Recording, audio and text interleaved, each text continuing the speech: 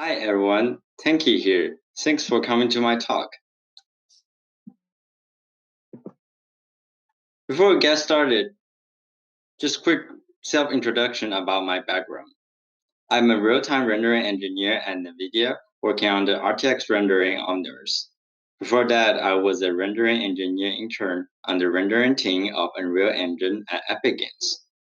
But today, instead of pixels, I'm gonna talk about another thing in game engine. Jobs, specifically based on C++ coroutine, which we shipped in C++20, without standard library support. Because the content are pretty connected, so I will take all the questions at the end, and because this is a virtual conference, feel free to put any question in the QA section during the talk. And good notice, to avoid missing all the QA session, I would recommend not to pause the video stream during the talk. Before we dive into the system, I want to take 10 minutes to have a quick recap about C++ coroutine and share some gotcha moments. I found due to the complexity of the spec, people can be pretty overwhelmed by all different terms, not to mention to put them together to form knowledge system. I hope the following information can be helpful, and I attach some links in the slides, or pointers to different parts of the specs for people that need more reference and details.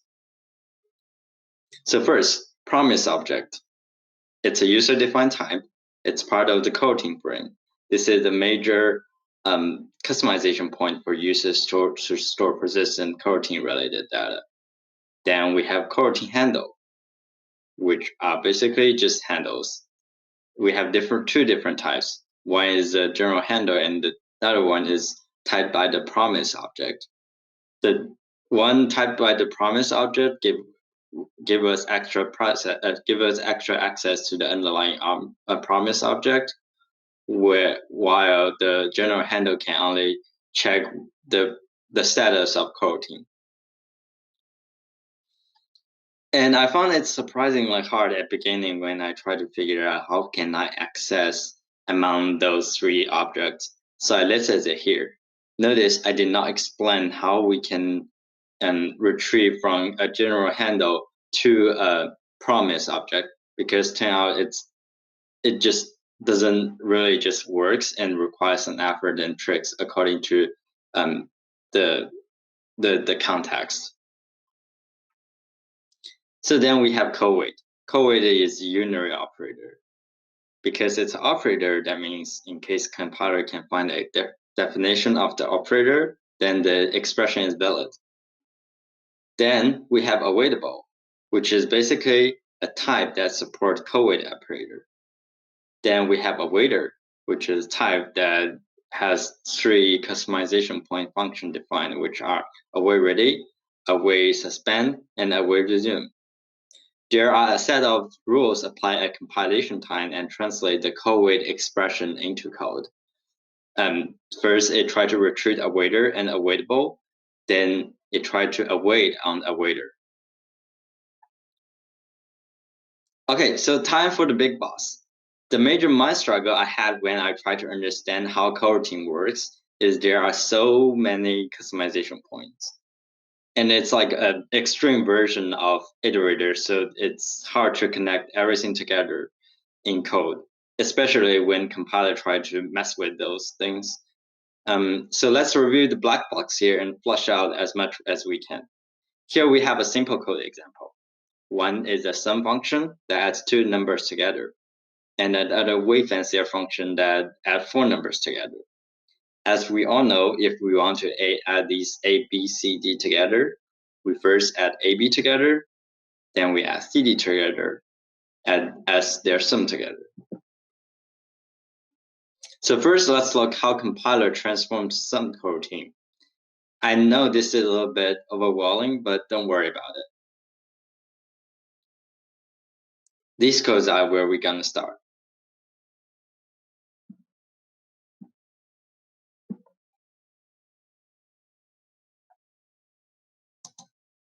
So we invoke a coroutine sum function first. And this is what we write in source code, which is what we think we are calling. And this is what we are actually calling at runtime because compilation happens. And according to the spec, several things happens when we invoke a coroutine. We first construct a coroutine frame. Second, we generate the return object. And there are other steps happen in this resume function, but let's just call it the first time we call into the resume. We don't really need to worry about all the code for the coroutine frame, but there are two parts we do care about here.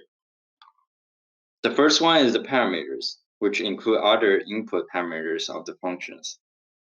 The second part is initial suspend awaitable and final suspend waitable. We'll see them in many times in the rest of the talk, and they will have like different names in the job system. Then next, we invoke getReturnObject function to generate the return object. As you can see, in the original function, it matches the return type of our original coroutine type, coroutine return type.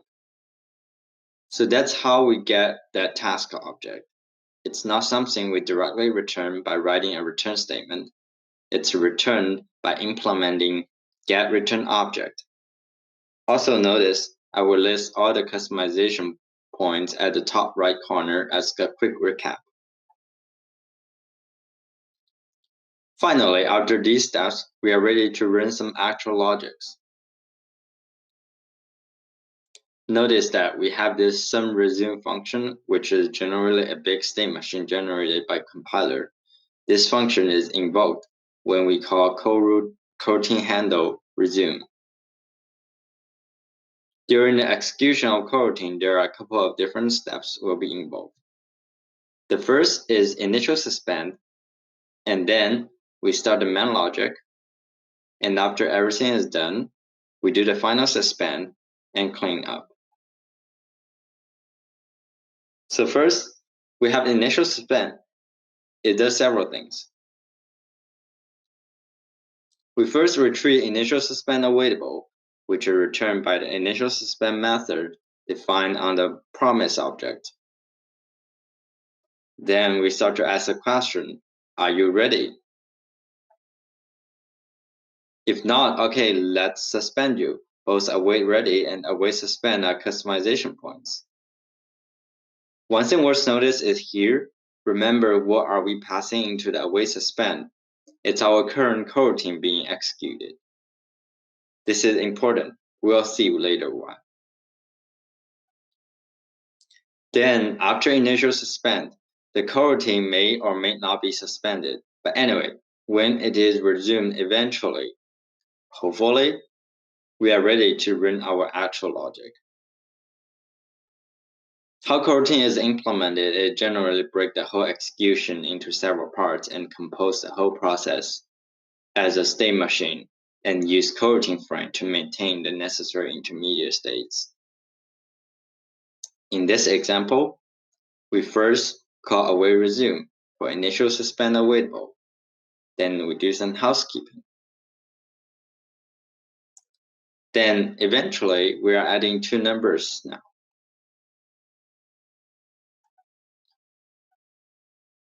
Then here we have a co-return expression. Depends on whether there is an expression after the co-return, we call either return value or return void to report the result. And after we have done everything, it's time to call the final suspend. The structure of the final suspend looks very similar to the initial suspend. Again, we first retrieve the final suspend awaitable, and then we ask the question, are you ready? If you're not, let's suspend you. Notice here, we have something called semantic transfer. It's a behavior designed in the spec to immediately resume its parent coroutine. Please refer to the spec for more detail, but generally, this is the whole journey of our sum coroutine. Okay, now that we've walked through the sum coroutine, I think we are more ready to look at the more complicated one, sum 4. For the coroutine frame, we can see that we need to capture some extra information now. The extra two input parameters and some intermediate variables. The initial suspend and final suspend are basically the same, so let's focus on the logic part. This is what happens when we try to co-await some AB. We store the awaitable return from operator co-await and start to ask the question, are you ready? If not, let's suspend you. And when we resume, we retrieve the return value, and in that case, it's assigned to a variable AB. Same thing happens after we co-wait on the next one and store the return value from await resume. And again, for another expression. You might find a repeat pattern here. This looks familiar, right? It's actually similar to our initial suspend and final suspend. We first retrieve the awaitable, then we do suspend or resume. It's because these are what happen generally for all the co-wait expressions. And before, what we were doing were simply just co-wait initial suspend awaitable and co-wait final suspend awaitable. Both are just a special kind of awaitables.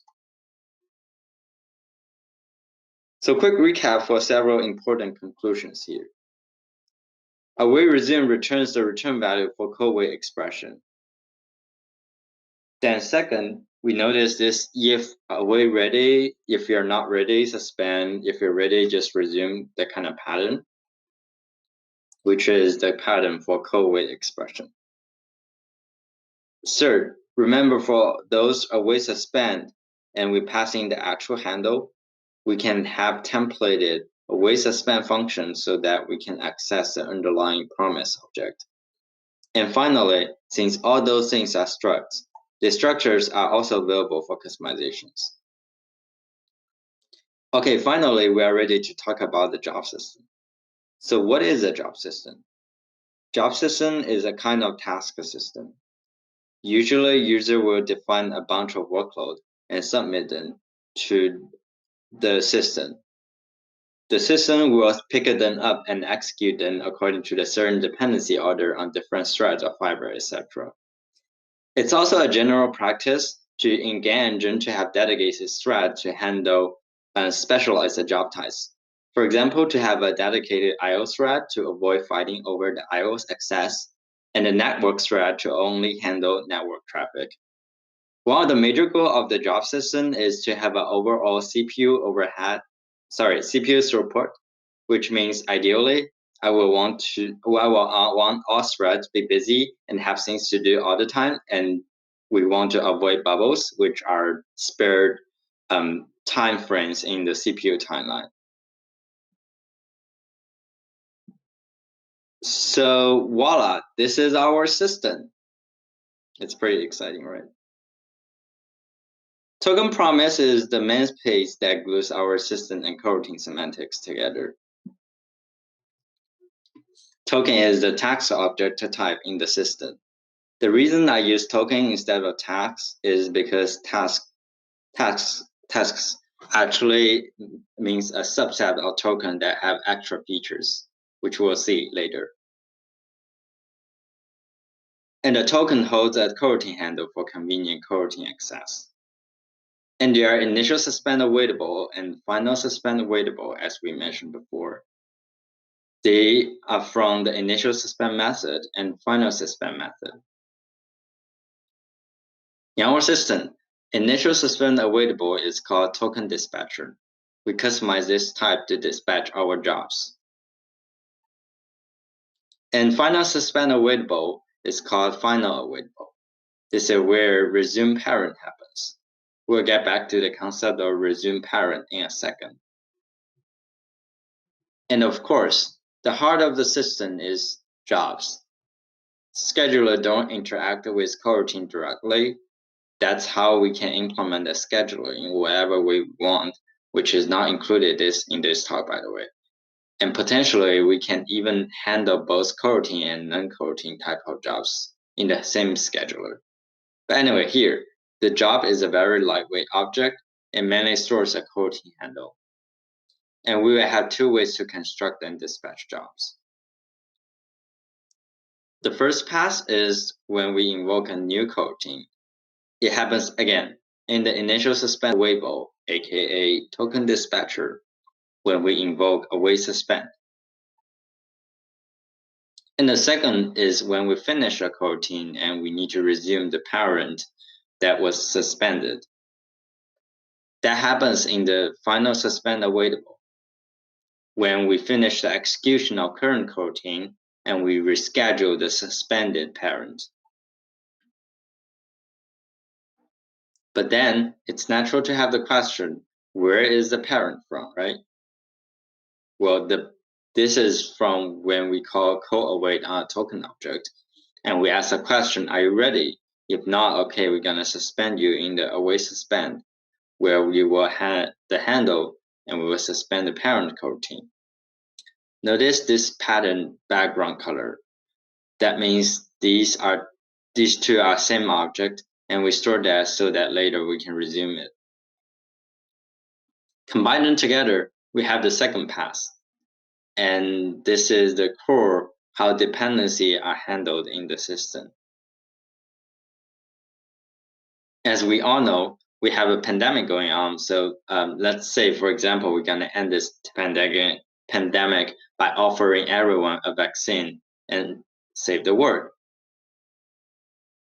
Well, technically, we cannot pause the time and say, hold on, no more time moving forward before we end this pandemic.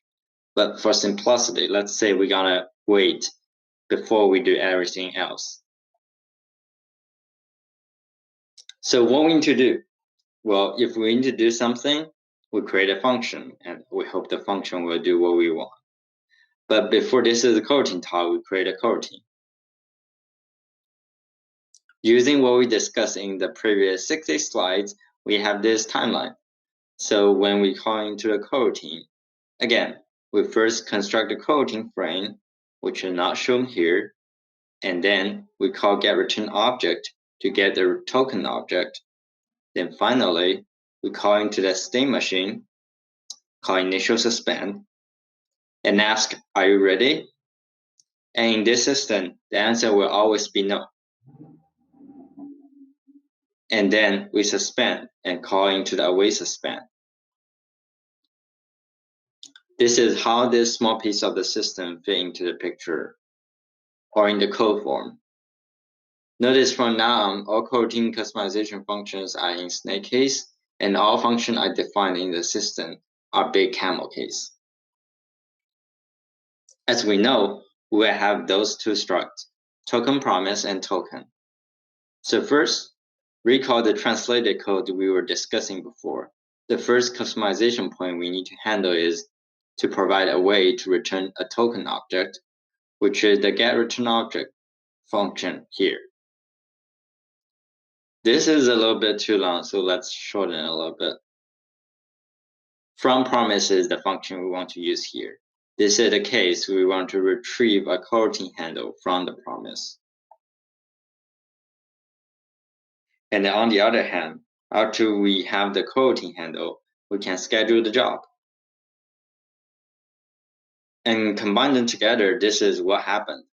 The bars in the top represent the timeline, and this shows how our system interacts in the code when we invoke the coroutine. I still have not explained what happens in the initial suspend waitable or say token dispatcher. All magic happens in the initial suspend. Notice what we pass in here is on main thread. And when we construct a token dispatcher, we store data to control whether we want to suspend it. We do it in the await suspend instead of await ready because we want to access the underlying promise object. And according to the spec, when we return bool for await suspend, if we return true, that means the coroutine is suspended. If it is false, that means we do we did not suspend it, and it will be resumed immediately. So here you can notice how we use this is_on_main thread is to treat that as a switch to decide whether we need to actually schedule it. The idea is if it's on worker's thread already, we don't need to schedule it, and it's safe to directly run it. Another thing worth notice is this line is generally wrong, except for several special cases. For this case, because it's initial suspend, we know the exact type of coroutine handle passed into the function. So we do not need to template the whole function, which further slows down the compilation. So through explaining how apply immunization is involved, we derive this part of the system. And as we discussed, token dispatcher, which is the initial suspend awaitable, lives in coroutine frame. And promise object will be passed into getReturn object. And initial suspend is the customization point in the promise. Until this point, if we compile the code, we will have compilation error because we need to define two extra things. The first one is final awaitable, which we will discuss later. And another one, because we do not return any actual thing here, so define return void. And that's it. We just launch our job to save the world and hope it will be fast. At this point, I want to discuss how should we template the token so that it can carry out result. So first step, of course, we just template everything. And instead of return void, we will need to actually return a value. And cache out the return value for future use. In practice, we will need to put certain constraint on this value type to limit what user can pass into for code return. We will have ways in the system to retrieve this result. The first one is code await, as we've seen before. And at the same time, we still need a way to get the result without turning a normal function into a coroutine, which I call decoroutine.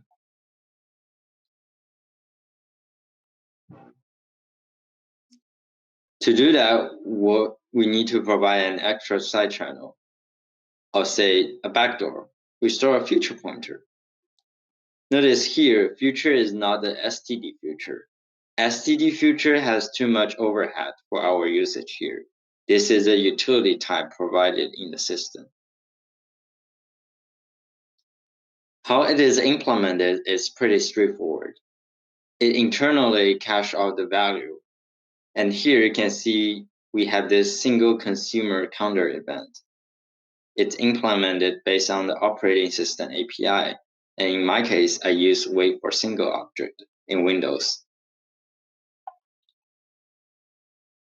When the caller trying to ask for the result, it registers itself as a temporary worker for the scheduler and registers itself when the event gets triggered.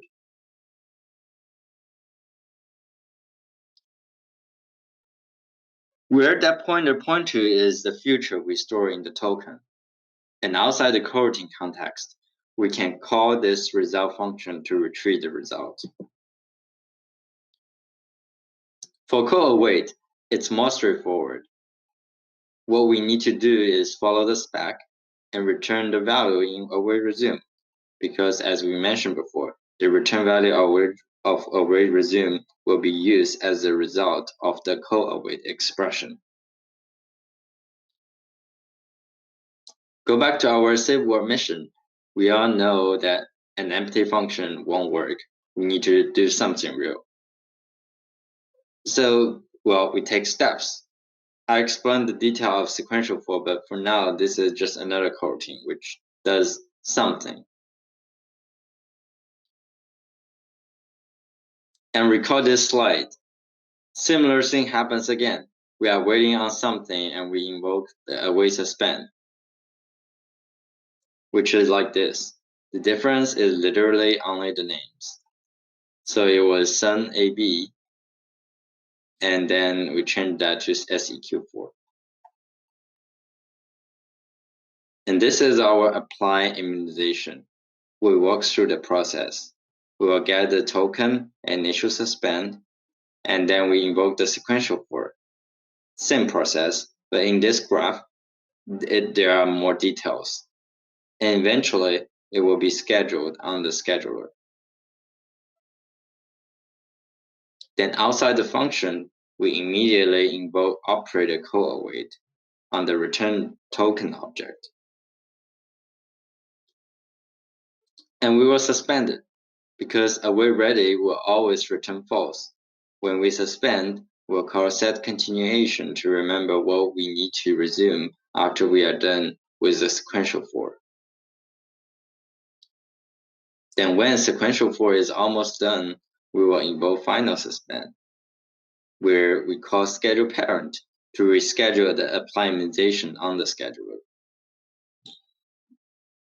And then eventually apply immunization will resume again.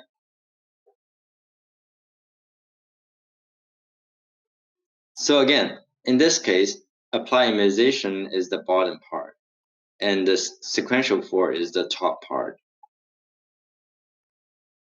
Okay, now let's talk about some code. This time I strip out the most of the graph, and let's look at those pieces one at a time. But focus on how the parent coroutine handle changes. First, for this part, this is where set continuation happens. And by the way, set continuation is here.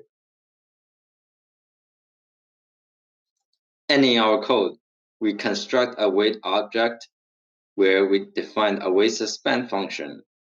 Then inside, we have the access of the parent coroutine so that we can remember it and resume it when it's eventually ready. On the other hand, we resume it when sequential for is done. And we invoke schedule parent to reschedule it again. In code, we need to go back to here. It's time to explain this final awaitable, which we've skipped before. In its await suspend, we run schedule parent. And as we mentioned before, we always return false for await ready so that we can have access to promise object when we run the logic. So far, we say we need to put it on the scheduler, but potentially we can construct the job and immediately declare it to avoid the overhead of scheduling. So back to the save world mission again. Feel like so far we are only writing some empty check, and I think we really need to stop that and do something practical because we do not have much time left. To achieve this, we have 3 steps. First one is to research and develop a vaccine. Then when we have a recipe, we produce those vaccines and apply those in clinics. And we can do those things in parallel. We don't need to stock enough vaccine and then start to use them. They're more like producer and consumer. But definitely we cannot do anything before we figure out an effective vaccine. And we can do those in parallel. So we have those 2 kinds of job composition, sequential and parallel. Sequential expresses a chain of tasks that has to be finished in determined order. Parallel means they can be done at the same time. So look at what happens here. So first we transform each job into a new job. It first waits on the previous job, then execute the workload. And the whole new job can be waited by the next job. And notice that because the composition we want, the job cannot be executed until the dependency is done. On the other hand, for parallel, what we need is a counter. We decrement on finishing each job, and we wait on the counting reaching 0. So what's the advantage of that? Well, this is how I implement in my system. And as you can see, it's very easy to implement. and it can be pretty efficient if the overhead of creating and dispatching job is low. But to achieve this feature, we require a little bit more from the token. We basically require a lazy type jobs that we just create a job but never dispatch it until we really need to do so. To do that, well, we add another template parameter in the token class. And for deferred token, it just simply always be true. To implement that, recall this slide, we were discussing the token dispatcher. This is the change we need to make to it. So basically, if this is a deferred task, we always pretend this is already scheduled, but we do not actually schedule it until co-wait. We schedule it when someone is waiting on it, which is in this co-wait operator where we define awaitable.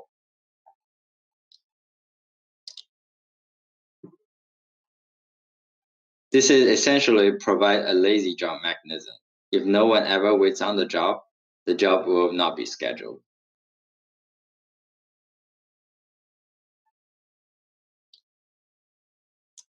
So far we haven't quite discussed about the lifetime of the jobs, or which is directly pointing to what's the lifetime for the coroutines, which means the timing that we call handle.destroy. It's a little bit more complicated than I expected because I end up with these multiple elimination points in the system. The first one is the destructor for token. That means if no one is waiting for the result, it's safe to destroy the token and the handle. Then the second is the destructor for awaitable, returned from the operator co-wait. And the third one is the job. When the work is done, I can potentially release the handle. But can I only have one of those three? The answer is no. If I only have the one for the job, that means the operator co-wait will need some way to fetch a result, and it needs to know the status of execution. Plus, I want the data dependency is one direction, which means tokens depend on the promise. And the second is, can I only have that for the destructor in token? The still answer is no, because I want to support launch and forget of type of job. So the lifetime is better not bound with the token because maybe no one is holding that. And third one is, can we only just have that for awaitable? Same. The answer is no, because people don't necessarily want to wait on something. My solution for that is a last wait to release, which is kind of ref counting. Basically, when we enter each scope, we bump up the ref, and when we leave each scope, we decrement the ref, and if the ref happens to be 0, we destroy it. This works is because during the whole execution of a job, or say the lifetime of the job, the ref count will increase then decrease, and eventually when it goes to 0, it's promised that no one else is holding on it. My friend Anna proposed another interesting idea is we can directly just expose the concept of lifetime to user. We can forward the coroutine ownership to the RAI pin object, which will own the coroutine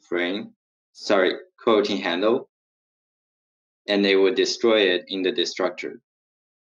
And user will hold within the scope and manually release it.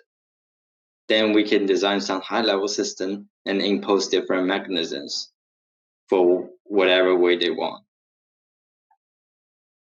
So if you try my example code, this is what you get. We launch 5 labs, and sadly, only one lab find it in the same round of the explore, and the lab 2 also find it. For convenience, I print out the stats per second.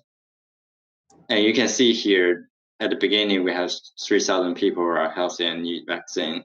Then when we found the vaccine, we start to produce it. Then eventually we have a little bit of vaccine left. The reason that the vaccine left here are always 0 is because I assume we consume vaccine way faster than the production. So once a vaccine is created, it immediately gets consumed by clinics. So what's our gain? I mean, obviously it's more than syntax sugar, right? The first thing is the dependency management is gone. We don't do any more bookkeeping, and the overhead is greatly reduced. And we also have the potential chance to do some immediate execution of the job. And we have a cleaner interface now. We don't need to deal with the user data because it's handled by the coroutine frame, which is handled by the compiler. In our older system, we usually will let user to construct a struct by themselves, which is also managed by themselves, and they will have the option to pass in a void pointer, and then in the job itself, it will cast it back and access their context. Or another way, Lambda. We can have a Lambda and have a bunch of capture in the Lambda, which goes to another issue is it add a lot of syntax noise in the system. So, and it requires certain tricks of type erasure or something like that for the system to use the Lambda, which is kind of the work of recreating STD function in some way. And the memory allocation is also improved. The first is the heap allocations can be avoided in some cases. Once the compiler can determine the scope of the coroutine, it can then say, okay, it's in this scope. I can just allocate the coroutine frame in the stack instead. And the second, a lot of cases for us, we have some custom allocator, and it also can be integrated pretty easily. In a sense, we just need to provide an operator new function in the promise object. And sadly, the world is not perfect. There's a certain challenge or disadvantage that we need to work on before the feature can be used in production. The first is I found that it's quite a big challenge to integrate a profiler to this kind of system. The first issue is because we chop the coroutine into different pieces, and they can potentially resume in different threads. So when we draw a visualization, which is usually a time frame flame graph, it's hard to visualize it because it's going to be scattered in different threads now. And the second is it missed some handy preprocessor like coroutine suspension point. If we have that, we can work on that and improve our profiler, can kind of regather the necessary information together. And the third one is that RNI star mechanism is broken in some thread-sensitive context. Imagine you have something which has some thread local, or you remember the thread index, and because coroutine resumed and suspended and kind of jump around, it cannot have the assumption of, okay, we are running on this thread, and it's not aware of the switch of thread local variable or something like that. And also, it's quite challenging for a system developer to implement a system like this. So first, we don't have really good tool support so far. And second, because how compiler works, it generated a lot of code, and it's generally just hard for users to step through these functions and see what's going on. And also, we just been through over 40 minutes to talk about how I implement this system, but it was way more involved when I tried to learn the whole spec and try to implement it. And so far, there's a lot of detail we haven't discussed, which actually which actually is important in the production. And finally, to use such system, the user gonna need more knowledge than the usual, because now they need to understand the coroutine and also understand how system works, so that they don't make mistakes and trap themselves.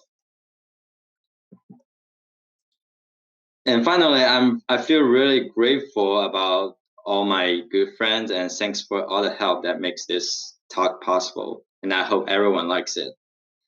And we have about 15 minutes. Any questions?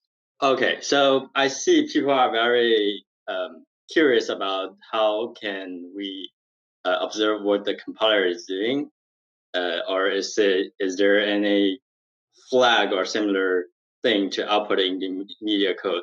I sniff around, and sadly, the answer is no. The closest thing you can get is from a VM, you get IR. I know Visual Studio has an internal flag. They can see stuff for yourself, but it's not in the release. So sadly, for now, is no. But I hope compiler can improve that and expose certain features. Any questions?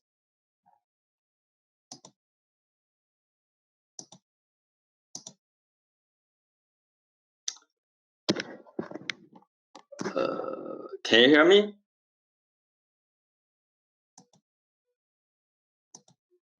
Okay. All right, that's great.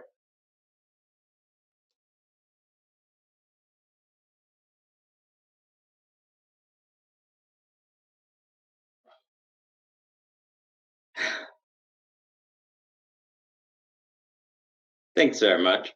I see there are two. Okay, how does your job system decide which coroutine to run? So this, when you say decide which coroutine to run, I assume it means like which job to run. This is part of the decision scheduler can make.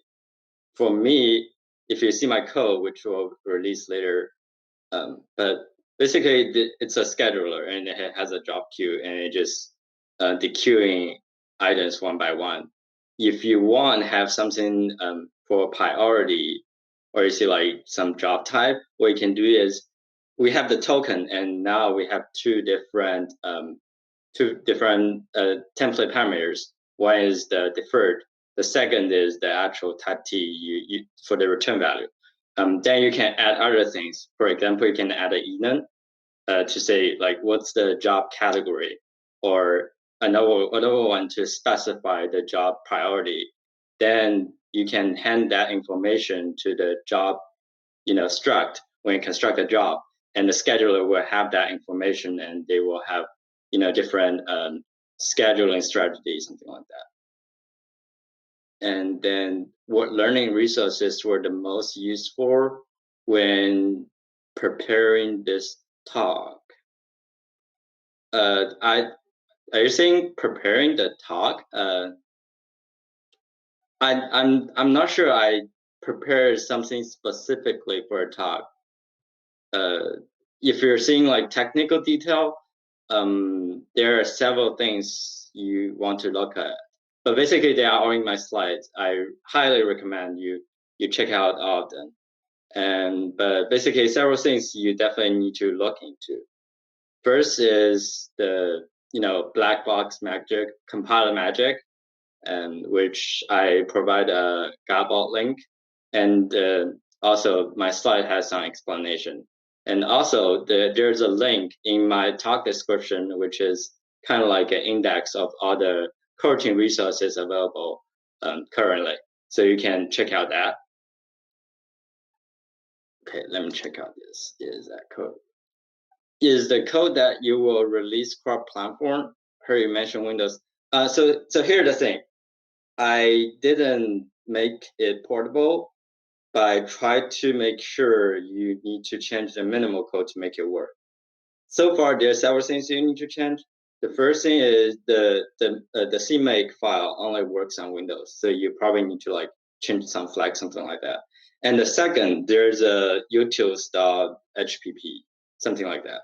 And there's some platform API you will need to change to the Linux one. So then everything else should works.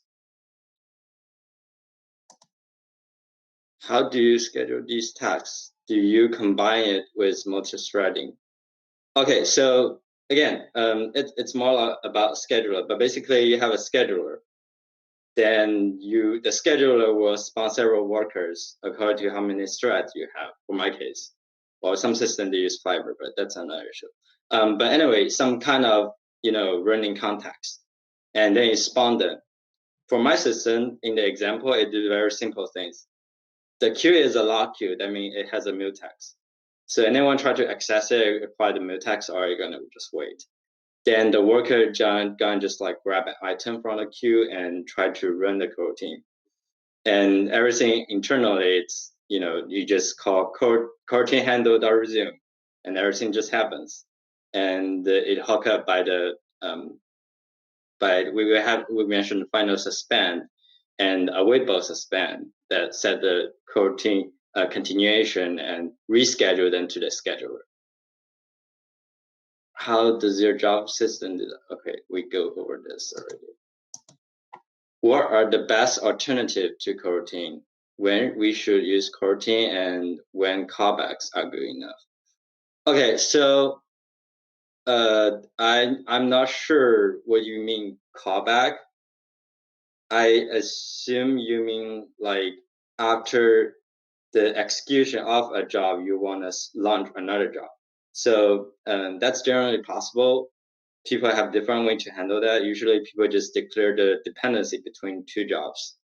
Or like a callback is, I assume it's kind of assumption for a job system, say like every job will have a optional callback. And if it's registered, then it can call it. I think the callback issue is there are several things for the callback. The first is you will need to figure out a way to capture the context so they can be accessed in the callback, which is the advantage we mentioned for the coroutine. The second is if you imagine how you're gonna code the job system in a callback fashion, or say declare the dependency, you'll see how the code write is very different from how you're gonna read it, and it's nonlinear, so it's kind of a little bit harder to understand. But other than that, I think you can pretty much achieve the similar result if you basically have a system to manually enforce certain things coroutine do. For example, you try to capture these members and do heap allocation to capture not members, the context arrivals, then do heap allocation or some sort of allocation to keep these things, and then resume them manually. And then you keep track of the dependency order and resume, run the job once you can, and keep tracking how many dependencies you have, something like that. Does that make sense? Please tell me if anything doesn't make sense. You can type in chat and I will respond. Okay, so next one. You mentioned there was some tools support needed to help debug and the profiler implementation. How did you debug it without that support? Okay, here are several things. For example, there is one thing is resume a coroutine that already reached final suspend is undefined behavior. And how MVC implemented it is it insert a debugger, basically an instruction in three. Then so it will just crash, or if it's in debug mode, it will just stop here. And I don't know why. So I get some help from the MSVC. I emailed and asked the questions. So they kind of helped me out. And another part is at the beginning of learning these things, I asked another person who has more knowledge about the coroutine, so that he can give me some instruction and like verify my understanding. So that's about like person connections. And another thing then I use a lot is, I mean, at the end of the word, it's assembly, right? Instructions. So you can kind of go to the assembly and stepping through and according to the hint. I mean, you cannot see the intermediate C++ source code, but because it's compiled, you can still see the functioning in the assembly. So you can kind of see where it's jumping to. And another way to help you to kind of go through this is you can print a lot of printf in each customization points, and you can also do um, like put breakpoints to verify certain assumptions that you have. And another one is um, yeah. Actually, I think that's a basically two very important method. And because the how new this feature is, I highly recommend you don't assume anything works ideally, and compilers sometimes can have some bugs. There are also softwares. So